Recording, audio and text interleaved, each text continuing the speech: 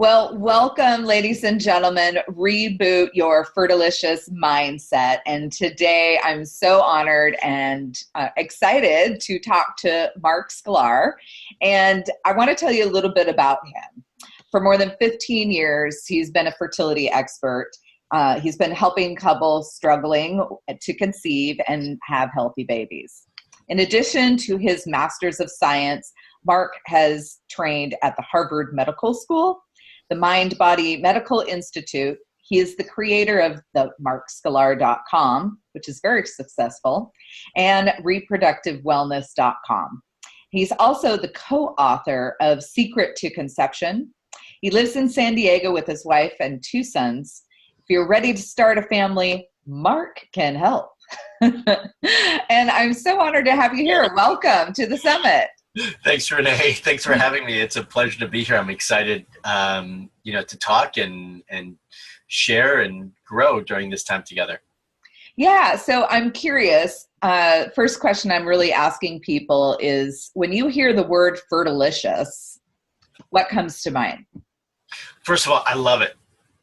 When I saw the name, I was like, oh, it's beautiful. It's a beautiful name. I think of fertility. I think of sexy. I think of fun. Those are all things. Those are the main things that come to mind, and I think it's a wonderful way and a wonderful play on words, because not that we shouldn't be serious about fertility, but we get all serious about fertility, and just the word fertilicious allows us to kind of let our guard down a little bit, hopefully have a little bit of fun with it and lighten up. So I love it. Yay. Thank you. Thank you. Thank you. Well, I really wanted to come up with a word that portrayed a little bit different word. Infertility, I just feel is such like a negative and depleting, and it just doesn't really bring up a lot of love. Yeah, I agree. And so Fertilicious really just portrays, like you said, that like fun, fertility, and stuff that we don't often think about when we're going through, trying to conceive. So, so awesome. Now, your topic today is how to supercharge your fertility in 6 weeks. And I love this. But what do you really mean by supercharging your fertility? Well, kind of like your use of fertilicious, I'm using the word supercharge, really just to add a little spark to it. If I say lay the foundation in 6 weeks, most of us just aren't as attracted to that word, and I do believe in the word supercharge, and I want us to have this mentality that we are really going to supercharge our body, our health, our fertility, to kind of spark what we need and what we're missing. And so that's why I use that word supercharge. It's not like all of a sudden at the end of 6 weeks, we're going to be pregnant. I mean, we may, but that's not necessarily the reason for the word itself. It's really about laying the foundation, and knowing that we're going to commit to this 6-week process of supercharging and creating that foundation, that base that everything else is going to spring forth from and grow from, to really improve our fertility, enhance our fertility, and hopefully lead to that successful pregnancy that we're looking for. Yeah, I love that. Like really like laying the foundation. I really like that, because if you don't start with the foundation, I mean, it's like, are you going to, build your house out of clay or hay? I think that we often get so, I've been through my own fertility challenge. So I understand that we just go so wrapped up into what do I need to do next, and what doctor do I need to see? And we often forget, like, we need to just stop for a second and lay the foundation. Like, let's start at the beginning. Yeah, absolutely. And that's where that, supercharging or jumpstart our fertility comes into place. Yeah. Powerful. Yeah. I like it. So why 6 weeks? I'm curious. Well, it really could be almost any time frame, but I wanted to create a process for my patients where they could evolve in somewhat a manageable time frame, and start to lay that foundation, if you will, in somewhat of a manageable time frame. So originally I had started in my mind and started working with patients, and it was a 12-week process. And it's fine, the 12 weeks is fine, but I find for the patients that I work with virtually versus in my office physically, that 12 weeks seems too long for them. It's harder for them to grasp. So I basically condensed my 12 weeks into 6 weeks. Okay. The reality is that the 6 weeks it's neither here nor there. It's about, it could span out into 7 or 8 weeks if that's what patients want. But it's really about creating that time frame, that structure in which to learn, to grow, and to make change. And so over the course of those 6 weeks, we discuss 6 key areas that really lay the foundation for their progress, if you will. And some of it is discovery. So some of those initial weeks can be discovery. And then afterwards, it's about implementation. Okay. So what are the 6 areas? Just curious. So the first one I usually term as lab work, but for me, it's actually, I often also like to use the word or interchange the word as the basics. So let's learn about your cycle. Let's learn about what a normal cycle should be like, and what yours is like in comparison to that, and what's good and not good about that, right? And what needs to change. Let's learn about our body. So the basics, what's the health, the state of our body right now? Where is our current baseline? What's our underlying constitutional issues? And then using that as a platform to evolve from. And a lot of that for me comes back or always gets steered towards diagnostics. And that's where the lab work comes in. Okay. Lab work could be blood work in terms of hormone panels, but it could go well beyond that. And I'm sure as this conversation goes on, we can delve into that. But, I just use the overarching phrase of lab work. Okay. So you're like gathering all the info. Like, where are we at now? Where are we at now? Yeah. Yeah. Okay. Awesome. Then the second week is all the different fertility techniques, the home fertility techniques that I promote and encourage patients to do. Those can range anything from self-massage to castral packs or moxibustion, anything like that, including acupressure. Okay. Week 3 is all about nutrition. And, I could probably spend weeks on nutrition, and often do with patients, but we wanted to condense it into one solid week of information. Right. And often they'll start to pick one thing and then grow from there and whatnot. But that whole week is completely devoted towards nutrition.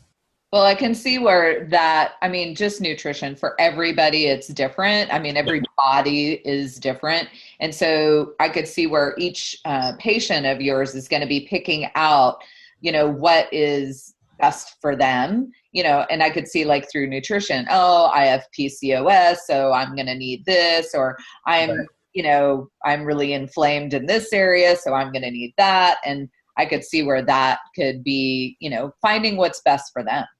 Yeah, absolutely. In my do-it-yourself online program, My Fertility School, a lot of that nutritional work is basic, foundational work that they need to do, or recommendations that almost anybody can benefit from. But then it is customized towards specific conditions and areas, right, to make it more personalized for those specific individuals. Certainly when I work with patients one-on-one and my team works with patients one-on-one, then it's absolutely completely customized to their needs. And so that gets tweaked quite a bit. Sometimes they might speak with my nutritionist specifically. It just depends on their needs, what they're looking for, and what I think they need help with and support with. So it has that whole all the different pieces depending on where someone's at and what they're looking for. Yeah. Awesome. Yeah. Great. Okay. So that's step 3, right? Yep. So number 4 is the mind-body connection and stress. A lot of the techniques and tools that I learned at the Mind-Body Institute at Harvard are really incorporated into this week. And that's where we go over mindfulness. We go over other techniques like yoga, meditation, massage, anything that's going to start to cause them to reset their nervous system, allow them to reduce that stress response, and allow the mind and body to reconnect. That's what we're really incorporating here. And that's the foundation of the ebook that I wrote that we're offering to everyone who's joining us here at the summit. Yay! Yeah. Yay! It's our Secret to Conception. And the book is 3 pieces. So it's the book, then the workbook that goes along with them for them to start to work through everything. And then the guided meditations that they get to download it and listen to. And so it's a big piece of being able to discover what's potentially influencing from an emotional perspective, from a mindful perspective, what's influencing and affecting our fertility, and how we deal with and manage those things. So, one thing I bring up with patients often is, we can't control all the different stressors in our life. I can't shut those off. Right. I wish I could control the traffic when I drive to work, but I can't. Yeah, you can't stop all the pregnant women from walking in front of you. Exactly. Exactly. But we could control our response to that. Yes. And how our body is triggered to that. And that's really what this whole piece is all about, is managing that. And hopefully another piece that I incorporated is creating our world, creating our pregnant self, if you will. And so that's another piece that I incorporated into it.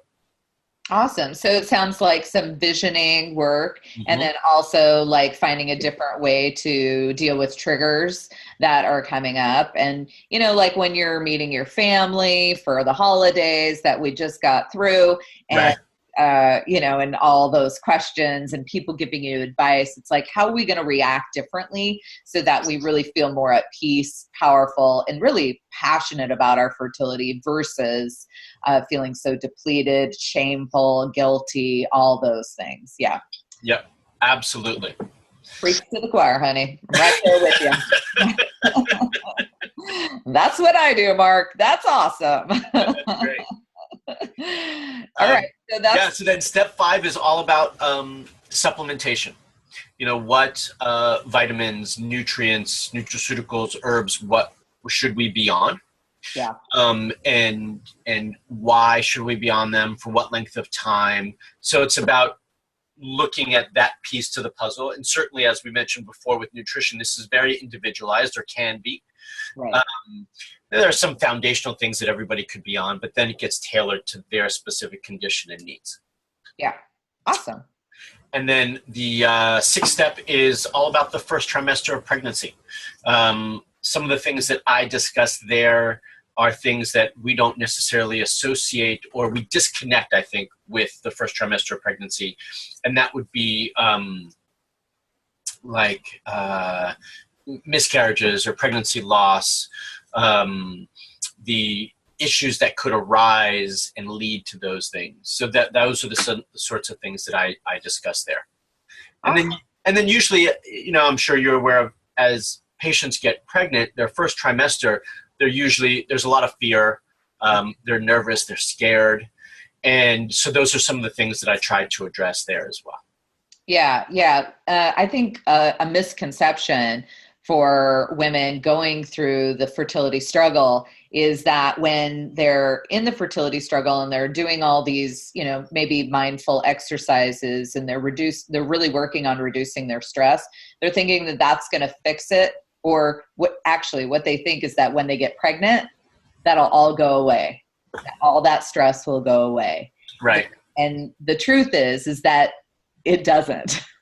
It will continue through the remaining of your pregnancy. Yeah. And in order to really and I think I think a lot of women forget that that's going to continue, is the fear that this, is going to be a successful pregnancy and you're going to have a healthy baby at the end of the journey. that fear is not going to stop just because you get pregnant. That fear, I think, sometimes even increases when you do get pregnant. Like, oh my gosh, I got pregnant. Now I need to hold on to the pregnancy. Right. And then at every trimester, we're fearful of different things. Different things arise, right? And it's what I call and joke with parents or soon-to-be parents. You will now be worrying for the rest of your life. The things you will worry about will change, but you'll always be worrying about something. And in the first trimester, it's about holding the pregnancy. In the second trimester, it's like, oh, I don't feel the baby kicking yet. Yeah. And what's that all about? Or, in the third trimester, it's all about getting ready for delivery and preparation there. And is the baby developing properly? So there's always something. There's always something. Yeah. Yeah. And then the baby's born. How am I going to have it latch on? Maybe my milk isn't coming in. And, is, my relationship with my partner really, solid? And all that stuff. All that stuff. And they're waiting for the instruction manual in the mail to arrive. It never comes. Yeah. Yeah. What do I do? What happens when they pee on me? I don't know. So what happens, or what do you see happening when couples try to do this on their own? I think it depends how long someone has to go through the process, right? If I think we all start doing it on our own and to some degree alone, hopefully, or as a couple. But the longer we go, I think the more guidance and coaching we need. So if this is going to be, and for everybody, that time frame is going to be different, right? So we all have our threshold that we need to hit before we need that guidance. And so for some, it might be 3 months, and for some, it might be 6 or 9 or 12. It really just depends. I've seen it all. Yeah. And so I think if you conceive in that time frame, then you could absolutely do this alone, and there's really no concerns. It's once you hit your threshold and those buttons get pushed that we need more guidance and more support. And sometimes it's nothing more because you just need that to be able to better communicate with your partner. Sometimes you need that because you just don't know what the next step should be, what you should be looking for, and who you should speak to. So we all need different support and guidance. But I'm a firm believer, and some of us, I don't think, we might not view it in this way, but I think we all need coaches or support and guidance at all aspects of our life. And I think we always get it. We just don't always view it as somebody's coaching us. So when we're young, it's our parents, right? Ideally, maybe our teachers and whoever it might be. As we grow older, we definitely connect with somebody, and that still might be your parents. It might be somebody else. It might be a professor, but there's usually always somebody there to guide you, right? In high school, they have guidance counselors. Yeah. Same thing in college, right? So there's always somebody there to walk you through it. We just don't think of them as coaches. We don't think of them as support. Right. But we all need them at every aspect of our life, whether it's work or personal. And I think this is really no different. Could we figure it out on our own for a period of time? Absolutely. Could you do enough research on the World Wide Web of Google and find everything that you need? Absolutely. But it's probably going to be overwhelming because Google has so much information, right? A lot good and a lot bad. Yeah. Which one do you follow? What do you use? Right? So I do think we all need that support at some point. And the only thing that I find sometimes is that sometimes we also find that I find that patients have too many teachers, too many cooks. Too many voices in their heads. Yeah. Grandma, mom, best friend. Yeah. And it's because we want those results. So we're latching on, oh, that sounded good and that sounded good. But when we have too many cooks in the kitchen, it makes it difficult to make progress. It makes it difficult to make the perfect meal, right? And so, if you're going to talk to several professionals, find the one that you connect with, because you need to have one person who's leading the way, who's guiding that way. So there's not too many people telling you different things there's no perfect one way to get to the end result. I might think that there is, but I think there's a lot of different ways to get to that end result. And you have to find the person who you feel like is going to get you their best, that you can relate to and connect with and trust. Yeah. Yeah. Yeah. I mean, you have to feel safe. You have to feel like that person is going to be really guiding you. And it's obvious that you've put a lot into your programs, and you have the credentials to back it up. And that's really great. So you actually do acupuncture, acupressure, and then you also integrate that mind-body piece into it. Yeah, absolutely. So in my local practice, we take all of that together and put it in for our patients, right? Yeah, awesome. When we work virtually with patients, which I do, tons with women all over the world, then we do it in a little bit of a different model, right? But we're still basically incorporating all of the same tools. Yeah. And then I give them that framework, that plan to follow, and then I'm working with them and guiding them through that process. And for some patients, we meet more frequently, and others a little less frequently. It just depends. Yeah. One of the fun things that I've really enjoyed is in my online program, my do-it-yourself program, my fertility school, there is a piece to that that's a private fertility, a private Facebook group. Mm-hmm. For all the members. Mm-hmm. And that has been tons of fun, because not only do you have these women supporting each other, but I'm learning so much from them. So they're getting my constant feedback. If they post a question, I'm chiming in, but then you get all these other thoughts on the same question from everyone. Everyone's had different experiences and different thoughts on how to achieve goals and get through certain hard times. And so it's really been wonderful. The camaraderie that has been developed by the women as a whole has been fantastic. And it's something I wasn't quite sure how it all was going to develop. But it's one of my favorite pieces, and it's been great to watch and be a part of.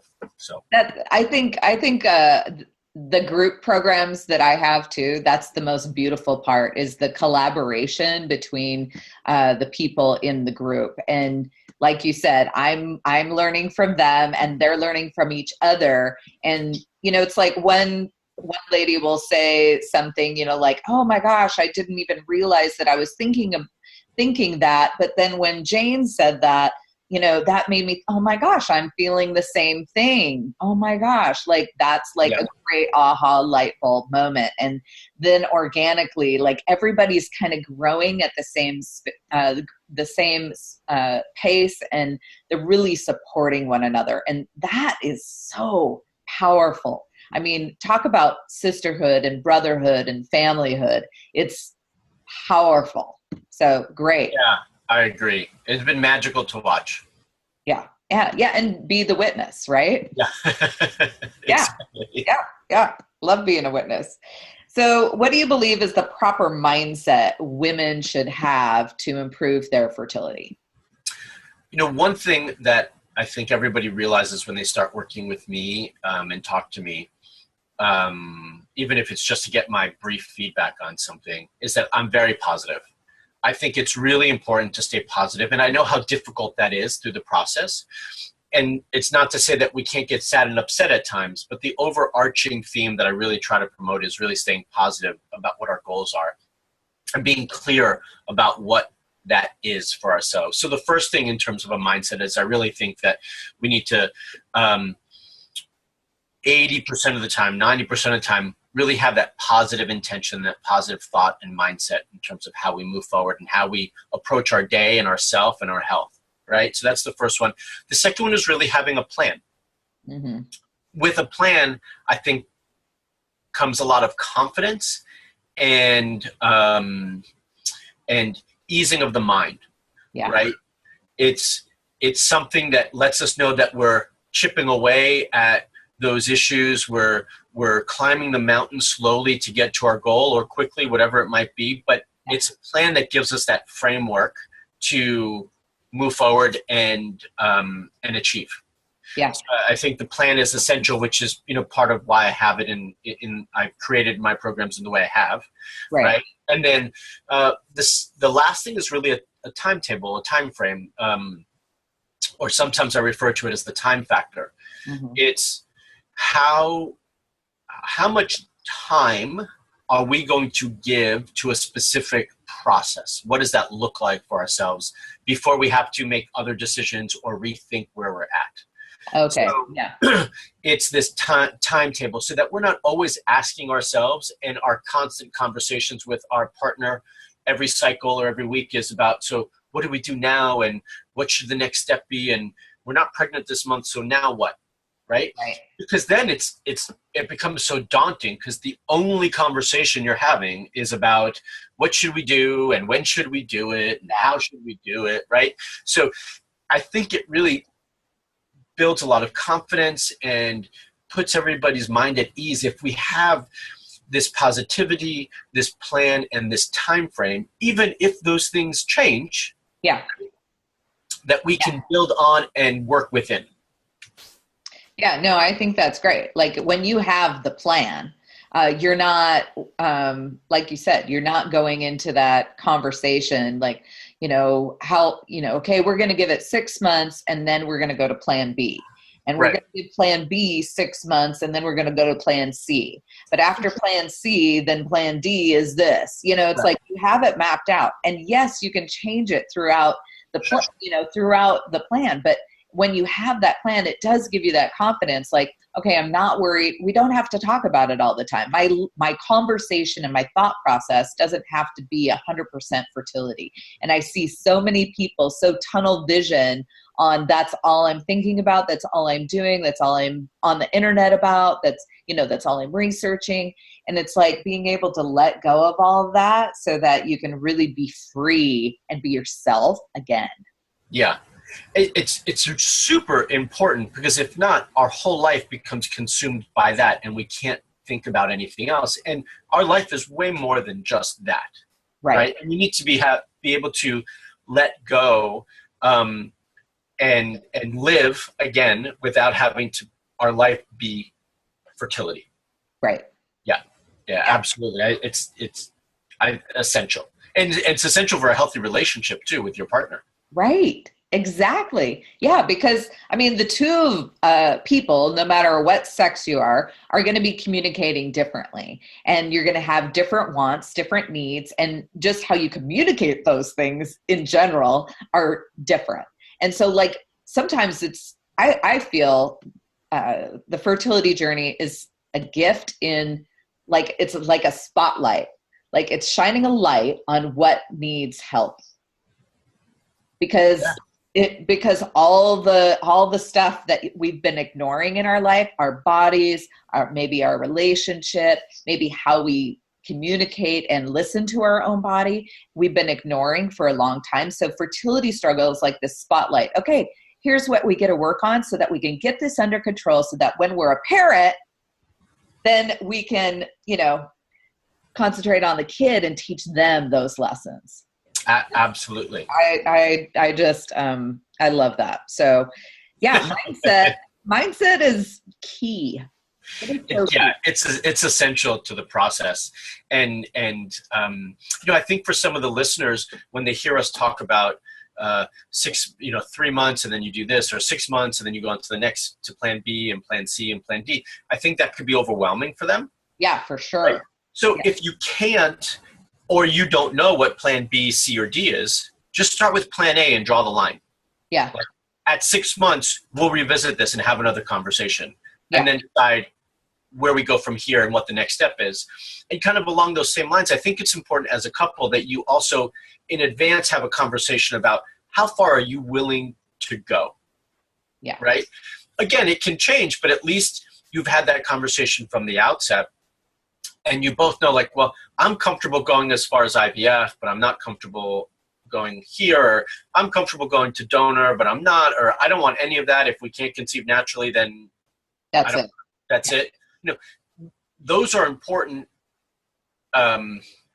feelings and beliefs to discuss up front, because if not, it can lead to arguments later on. And if everyone's on the same page initially, again, not that those can't be revisited and changed, it just makes it easier to go back to that conversation later. Yeah. And so you mentioned beliefs. I work a lot with, what are your core beliefs? Because that I feel is really where a lot of the change happens for people. That's what I witness is like the actual core belief. So how much do you work with people on that? I know that's part of the mindset piece. I do work on it quite a bit, especially in my fertility school, but with one-on-one, it really just depends on what I see as where the blocks are. Yeah. Right. There are some who I think like, oh, this is going to be a big piece of what we do. And with others, yeah, we touch on it very lightly and then move on to something else. And I might refer them out for a little bit more guidance when it comes to that, because that's not my specialty per se. I know a lot about it and certainly live within it all the time, but I might refer them out if I really feel they need a lot more work on that. Yeah. Yeah. Cool. Awesome.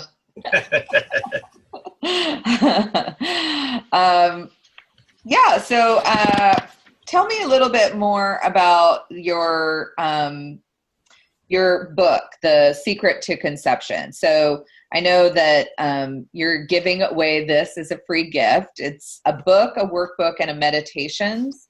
Mm-hmm. So, I'm just going to read what you're giving away. So the secret to conception lies in your relationship with something far more significant than your fertility specialist. The secret to conception lies in your connection with your mind, your body, and your spirit, and your partner. The secret to conception lies in the phenomenal power of your stated intention. Oh, I love that. Through this book and its accompanying workbook and audio files, the meditations will help you uncover all of the elements that have stood in your way. We will facilitate your connection to your spirituality and your relationship to your partner.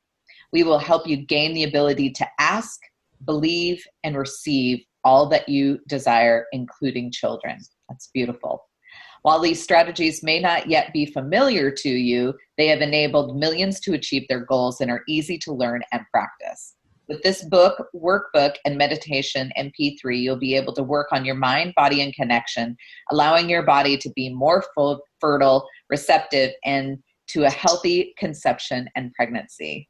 That's beautiful. Oh, I love the intention. Stated intention. Let's talk about intentions, Marc. Great. It's great. I get the chills when you read it.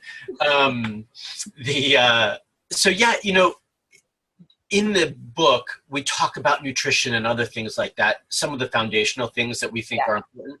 But the book is really about everything that you just said. It's about having the right mindset, creating the right mindset, and having the tools and the right questions to ask yourself to be able to figure out where you're at and where you need to go. So it's a lot about here and connecting this with this, right? So in Chinese medicine, there is a strong belief that the heart, which in Chinese medicine is the center and ruler of all emotions, is directly connected with the uterus. Yes, it is. And the uterus is the second heart, if you will. And so in that medicine, those two are connected. And if there's a break in that connection, fertility, conception does not happen. Yeah. Okay. So, but our emotions, even though they're housed in the heart, they start here. So we have to start up here and really work on our intention, our positivity, our mindset to help facilitate and reconnect the two hearts. And that's really, in essence, what the secret to conception is about. It's about giving you the information, the why behind it, then giving you the tools to work through it in the workbook, and then giving you the meditations to help you start to deal with that on a daily basis. And I can't remember the exact number of different guided meditations there are, but we're all not going to love all of them. I mean, I think there's really only 2 or 3 that I really like myself personally. And so those are the ones that you're going to listen to and you're going to do over and over. But my 2 might be different than your 3, and that's fine. And that's why we include all of them there. Yeah. Great. Well, I totally agree. Like the mindset, like the thoughts that we're having have a direct correlation to how our body's reacting. And, there's been studies done where, a thought can actually change your DNA, your your hormone levels. And I mean, we like having that mindset piece, like you said, is essential. And I think that's where we need to start. When everybody wants to go to the fertility doctor, maybe first, I believe it's really the mindset that needs to start first, so that the body can then be in alignment, right? Those two hearts can be reconnected. I also believe that the uterus is also our money center. It's like sex and money. And what are the, two number one reasons why people get divorced, right? Money. And so I believe that, like finding a way to align those and like release some of those, false beliefs, like maybe we're not worthy or I'm not enough, is a, great way to start a healthy fertility journey. I agree wholeheartedly. Yeah. The number of, unfortunately, divorces that I see after a couple goes through a fertility journey is increasing every year. And I think if we were to work on this piece up front and really make sure that our communication as a couple is solid, even though we don't always agree on things, then I think you can really get through anything, and fertility being no different. Yeah. I call myself a recovering perfectionist. That's great. I'm in recovery, and I will be the rest of my life. That's good, right? Yeah. I'm always working on letting go. It's important for all of us. Yeah. I'm letting go of the outcome. I'm excited to see what happens for this summit. I'm excited to see, the people that are able to grow and take what we've been talking about today and take it and run with it. I'm excited to see how many people download your free gift and connect with you and really take this summit and run with it. So honored to have you here, Marc. Is there anything else you want to say today? No, I really just want to thank you for allowing me to be on the summit. It's been a lot of fun to speak with you and be a part of it, and I hope that everyone really gains a lot of benefit from everything that's been shared on the summit. Some jewels, some real good pearls that they can really take to heart and start to incorporate in their life to make positive change and hopefully reach their goal of conception and a healthy baby. Yay. That's what we all want. Yeah. I want to be the witness, be helpers on this journey. So thank you so much for being with us, Marc. Really, really appreciate it. So honored to have you here. So thank you. It's my pleasure. Thank you.